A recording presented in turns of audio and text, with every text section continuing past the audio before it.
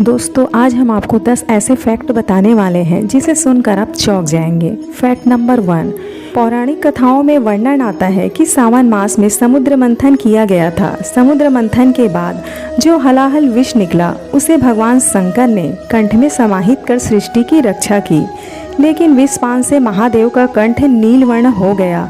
इसी से उनका नाम नीलकंठ महादेव पड़ा। विष के प्रभाव को कम करने के लिए सभी देवी देवताओं ने उन्हें जल अर्पित किया, इसलिए शिवलिंग पर जल चढ़ाने का खास महत्व है। यही वजह है कि श्रावण मास में भोले को जल चढ़ाने से विशेष फल की प्राप्ति होती है।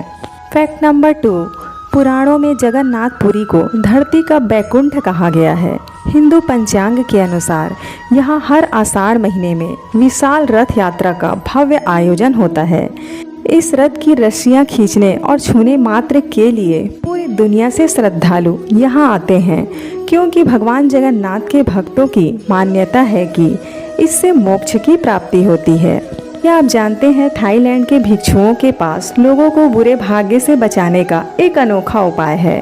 ऐसे व्यक्ति भिक्षुओं के पास जाकर अपना नकली अंतिम संस्कार करवाकर अपने बुरे भाग्य को हमेशा के लिए दूर कर देते हैं।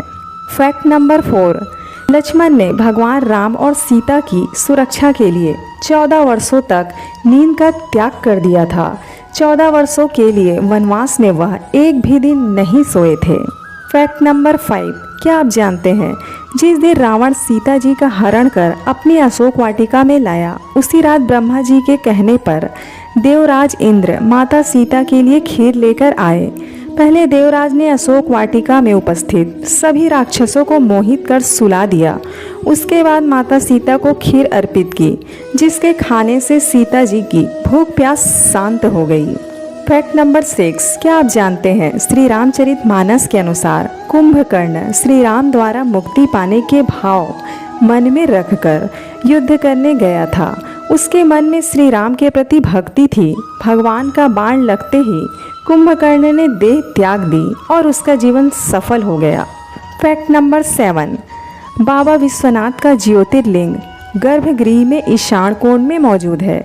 इस कोण का मतलब होता है संपूर्ण विद्या, हर कला से परिपूर्ण दरबार, तंत्र की 10 महाविद्याओं का अद्भुत दरबार, जहां भगवान शंकर का नाम ही ईशान है।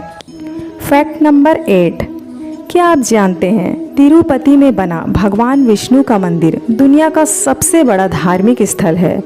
10वीं सदी से बने इस मंदिर में लगभग 30,000 भक्त प्रतिदिन दर्शन करने आते हैं और यहाँ प्रतिदिन लगभग 3 करोड़ 60 लाख रुपए का चढ़ावा चढ़ता है।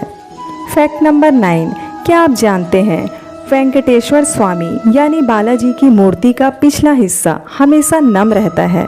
यहाँ यदि ध्यान से कान लगाकर सुने तो सागर की आवाज़ सुनाई देती है। फैक्ट नंबर 10, क्या आप जानते हैं द्रौपदी चीरहरण के समय 2 कौरव ऐसे भी थे जिन्होंने इसका विरोध किया था। युयुत्सु और विकर्ण नामक 2 कौरव भाइयों ने सभा में द्रौपदी की प्रार्थना का समर्थन किया था। महाभारत युद्ध के समय उन्होंने कौरवों का साथ छोड़कर पांडवों की तरफ से युद्ध किया था।